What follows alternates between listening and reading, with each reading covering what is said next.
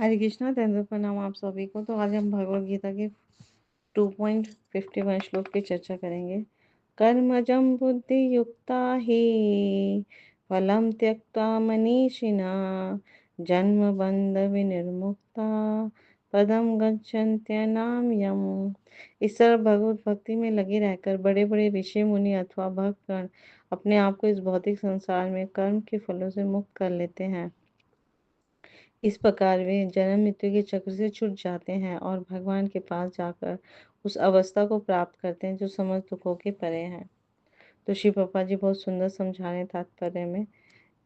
अ, अनुवाद तथा तात्पर्य शिव पापा जी के द्वारा शिव पापा की जाए। तो शिव पापा जी बहुत सुंदर समझा रहे हैं कि भगवत भक्ति करते करते सारे जो ऋषि मुनि होते हैं, बड़े चढ़े मुनि भक्तगण, वो अपने आप को इस संसार के सारे कर्म बंधनों से वो सरलता से मुक्त कर लेते हैं और जन्म मृत्यु के जो चक्र हैं उससे वो बहुत आसानी से छूट जाते हैं और भगवान के पास जाकर शाश्वत अवस्था को प्राप्त करते हैं जो दुखों से परे हैं, मतलब परम शाश्वत सुख प्राप्त करते हैं।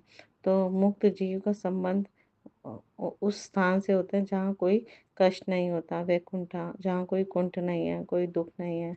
तो भागवत में भी 10वें स्कंद का 14वें अध्याय का 98वां श्लोक ये बताया गया, जिसने भी भगवान के चरण कमल के रूपी नाव को ग्रहण कर लिया है, जो दृश्य जगत के आश्रय हैं और मुकुंद नाम से विख्यात है। भगवान का एक नाम है मुकुंद जो मुक्ति के दाता है।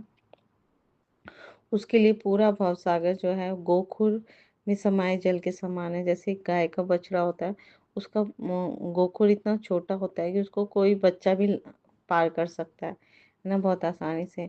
तो इसी तरह ही पूरा भवसागर गोकुल के समान बन जाता है भक्त के लिए, अगर जिसने भगवान श्री कृष्ण की शरण ले रखी है।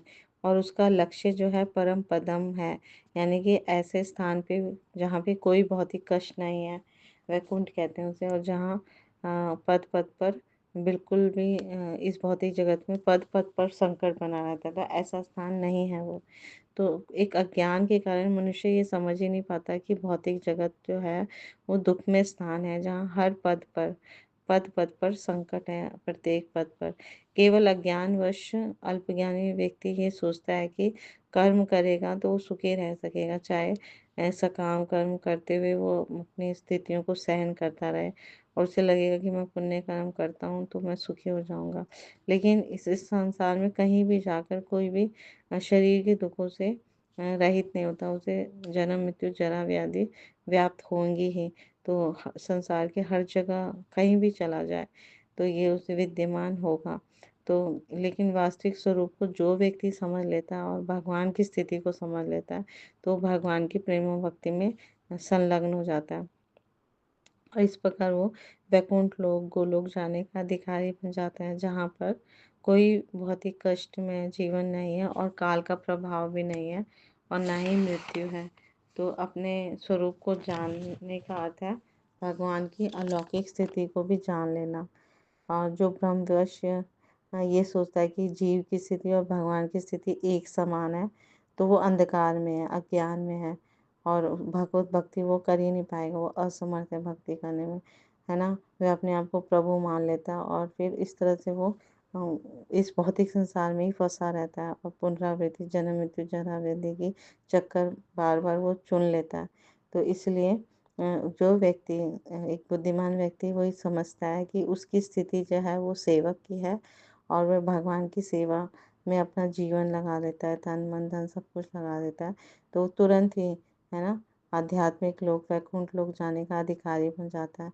तो ऐसे सेवा को भगवान बुद्धि योग कहते हैं या कर्म योग कहते हैं, है ना, और भगवत भक्ति भी कहते हैं स्पष्ट शब्दों में। तो इस श्लोक में हमें समझ आता है कि जो भी व्यक्ति अपने आपको भगवत भक्ति में संलग्न करेगा, उसे इस जीवन के बाद, है ना, इस भौतिक संसार में नहीं आना पड़ेगा, परम शाश्वत सुख वैकुंठ में भेज दिया जाएगा। तो जब भगवान श्री कृष्ण के निमित्त हम कोई भी कर्म करें तो कर्मयोग कहलाता है और भक्ति योग भी कहते हैं उसे।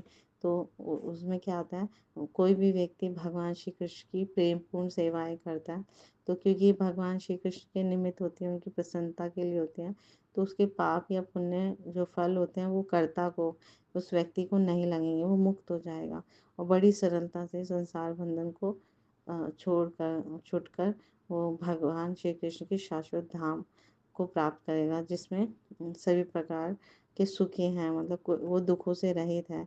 वैकुंठ, वैकुंठ यानी कोई कुंठा नहीं है। जैसे उदाहरण के लिए हम समझें कि कोई गरीबों को खाना खिलाते हैं, तो पुण्य कर्म अर्जित करते हैं और उसे फिर बाद में स्वर्ग का सुख मिलता है। लेकिन दोबारा से उसे भौतिक संसार में जब उसके पुण्य क्षीण हो जाएंगे, खत्म हो जाएंगे, तो दोबारा आना ही पड़ेगा। लेकिन वही सात्विक भोजन पहले भगवान श्री कृष्ण को भोग लगा के और फिर वो कृष्ण प्रसाद के रूप में दूसरों को बांटे, तो उसे वो भक्ति कार्य में गिना जाता है, कृष्ण कर्म है ये। तो इससे वो उसे पाप और पुण्य का कोई बंधन नहीं लगेगा और उसका भी स्वयं का भी लाभ होगा और जिस जो प्रसाद खा रहा है उसको भी पूरा पूरा लाभ मिलेगा। वो भी भक्त बन जाएगा एक ना एक दिन और उसका भक्ति मार्ग खुल जाएगा। तो इसलिए यहाँ पर समझ आता है कि हमें हर भगवान की प्रसन्नता के लिए कार्य करना है और जो शास्त्र में बताया गया है उनके आदेशों का पालन करना है। तो भगवान श्री कृष्ण अर्जुन को यहाँ पर बता रहे हैं कि हे अर्जुन, तुम युद्ध कर्म को कर्म योग के सिद्धांतों के अनुसार करो, जिससे तुम्हें कुछ भी पाप पुण्य कोई भी फल ना लेना पड़े और तुम मेरे शाश्वत धाम को प्राप्त करो। तो इस तरह से हम देखते हैं कि हमें भगवान के निमित्त, भगवान की प्रसन्नता के लिए जब हम कार्य करें, है ना, भगवान को केंद्र में रखते हुए कार्य करें, तो हमें परम शाश्वत सुख की प्राप्ति होती है।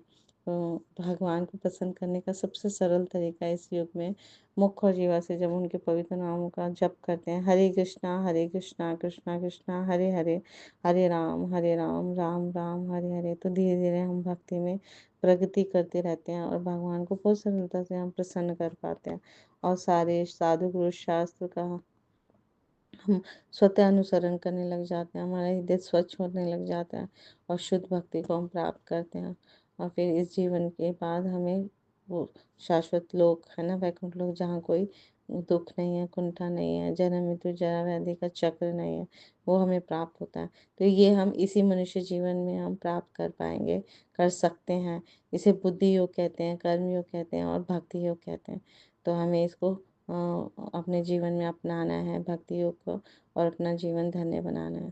Thank you so much. Guru Maharaj की जय, शिव प्रपात की जय, आप सब भक्तों की जय।